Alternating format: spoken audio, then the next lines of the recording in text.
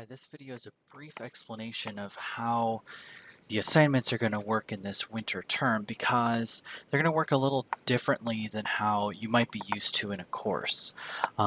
So we'll start out, actually I have us started out here on the policies page, but I'm going to flip back to the schedule page really quick and then we'll come back here.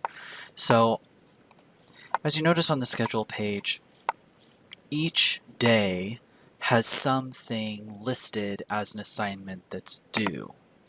Now, for this course, that due date is a suggested due date. And it's a suggested due date because the assignments don't get graded until they're included in the course, the final course portfolio, which is linked to down at the very bottom. So you don't get a grade on anything until everything's together in the portfolio. And one of the reasons I'm doing that, the main reason I'm doing that, is because this is a writing intensive course, and the best way to develop your writing isn't in relation to trying to get something graded, but is in fact like just to get feedback on it and to be able to revise it. So these suggested deadlines for these assignments are, if you want feedback on your writing, submit it on that day. And I will go into your submission and give you feedback on it, and that will give you time to revise the piece and work on it to include it in that final portfolio for grading. So that's why I have it that way. And there's a little bonus to this as well, and that's why I was going to start on this policies page. So we're going to scroll down and take a look at assignments and grading. And it says a little bit about the course activities and assignments. When you submit those for feedback, you can get either a plus or an X on it. X just means you submitted on time. I'm going to give you feedback no matter what.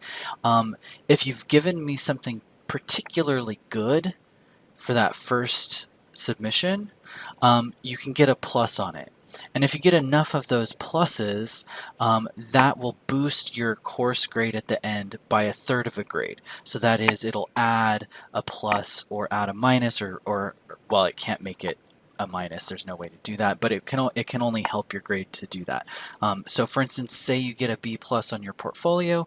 If you've been submitting things all along and you've gotten some pluses on it, you could end up with an A- instead. So just a little bit of motivation to maybe not just in terms of getting feedback, but also in terms of like a grade bonus for getting those in on those days.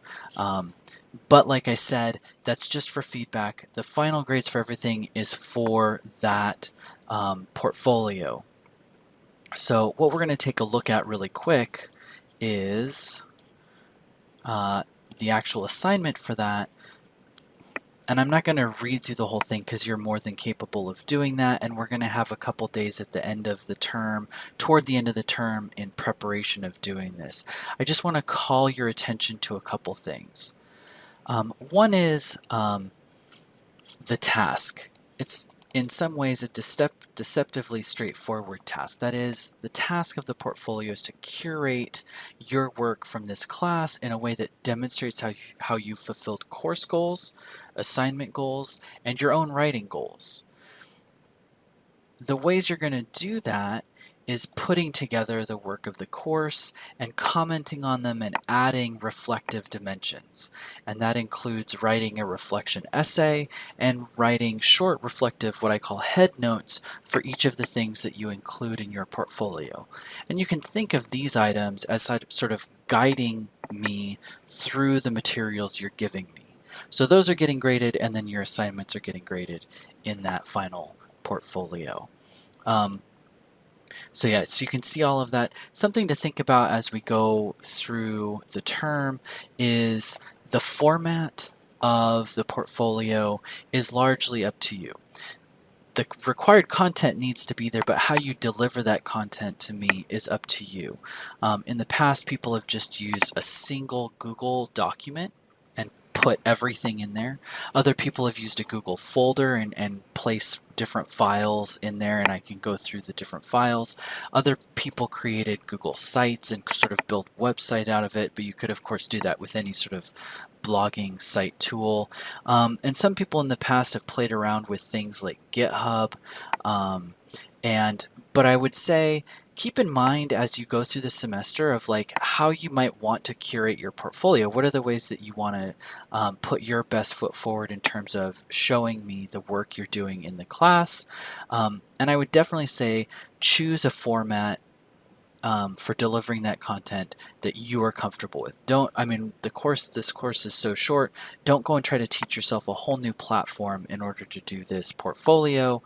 But keep in mind as we're going along, like what you might want to do, what you might want to create to deliver that required portfolio content.